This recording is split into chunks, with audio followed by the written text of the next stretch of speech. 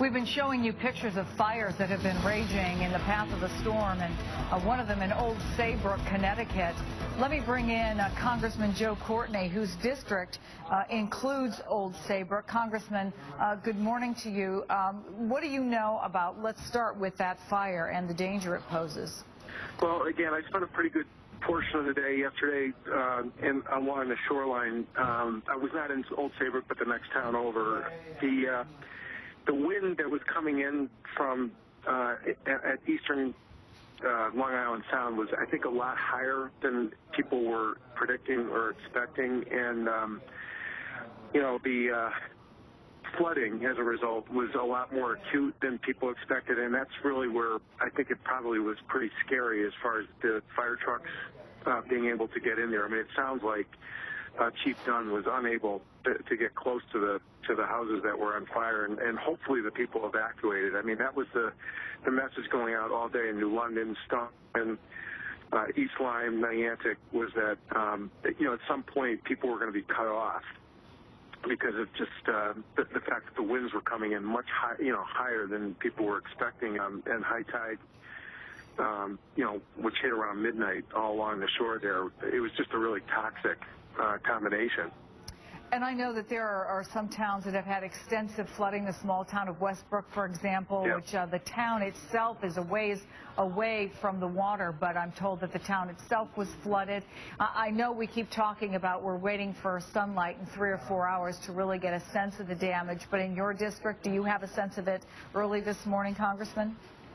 Again, last night, what we were hearing, particularly in Stonington, Mystic, where there's really no breakwater, that protects and shelters that area there, it was pretty bad. I mean, the flooding was coming in. The flooding actually came in the earlier high tide in the morning, where, the winds weren't even that high. So, this is going to be a tough day for those towns. And the power outages were much more concentrated in southeastern Connecticut than again, I think people expected. So CL&P is going to definitely have their work cut out for them. Yeah, it's astonishing the number of people in Connecticut, and you guys got hit pretty hard just a year ago and facing it again. Are you confident with the kind of resources that you have, both on a state, a local level, and with the support of FEMA and the federal government, that you can get things up and running as quickly as humanly possible given the circumstances?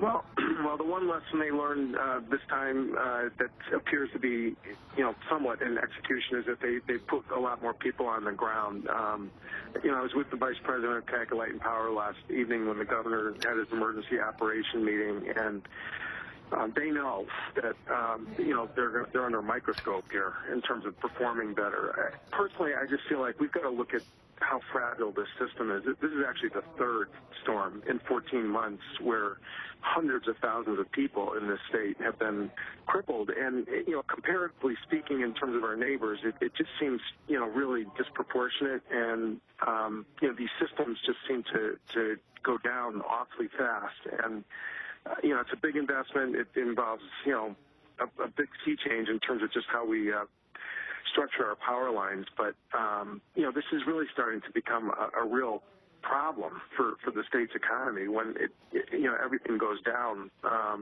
for long periods of time. I mean, this looks like days for restoration at this point with those kind of numbers. Congressman Joe Courtney, with what looks to be a dire situation potentially in Connecticut, but we thank you for talking to us, and good luck in the coming days.